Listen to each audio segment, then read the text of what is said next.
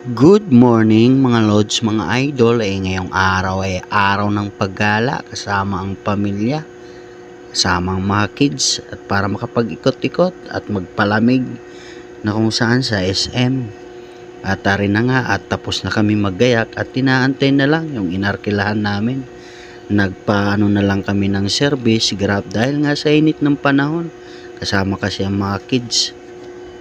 Makalipas lang ng ilang minuto ay dumating na nga yung service ay diretsa na kami talaga agara biyahe at para maaga makarating at para maaga na rin makapag-ikot-ikot si Siena at para magtingin-tingin na tipong akala mo'y maraming bibilhin. Pagkadating nga lang namin, talaga naman andito si Ambal Adeng at talaga naman ang sarap ng tulog at rin na nga at bumungad yung happy holidays. Sa isip-isip ko abay, hindi happy kasi nga talaga naman gastos malalato.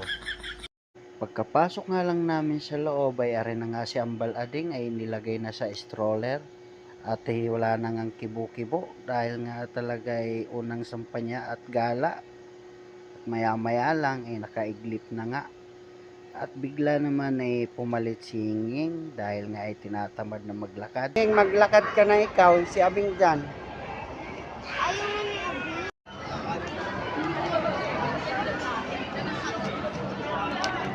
At maya-maya lang nagutom ang lahat sa ikot at nagkayayaan ng kumain at dito na pala kami kakain sa McDo.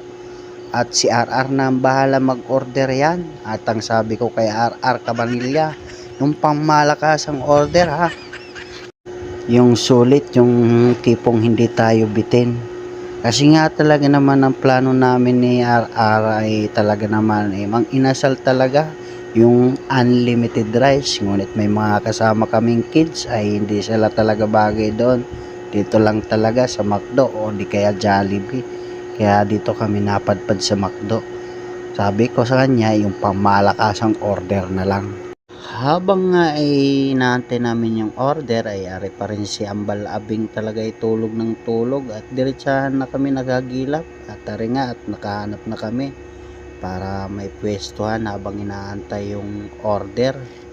Kasi nga sa dami ng tao kailangan mo habang inaantay yung order maghahagilap ka na para may mapwestuhan. At maya maya lang ay dumating na nga yung order namin at diretsa na lantakan at para talaga makapag ano sila kasi nga ay nagkakayayaan na pagkatapos ng kain ay magkedso na sila sa playground. At pagkatapos nga lang